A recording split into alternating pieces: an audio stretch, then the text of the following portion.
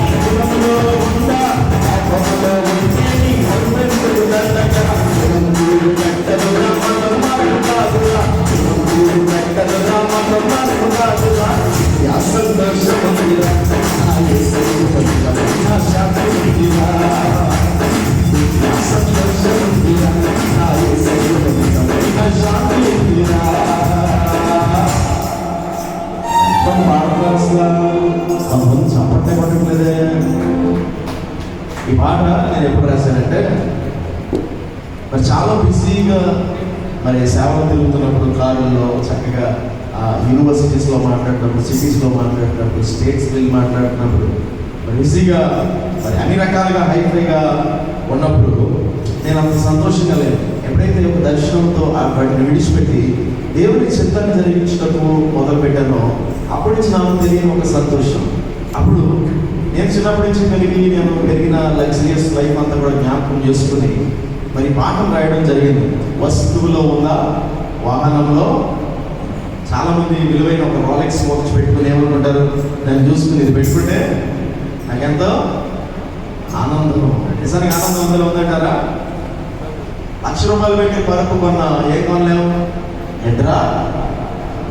వాహనంలో ఉందా, ఎన్జీ కార్లు, ఆడి కార్లు మరి కొనుక్కుని మరి మనశ్శాంతి లేక వాటిలోనే ఆత్మహత్య చేసుకున్న వారు ఉన్నారు.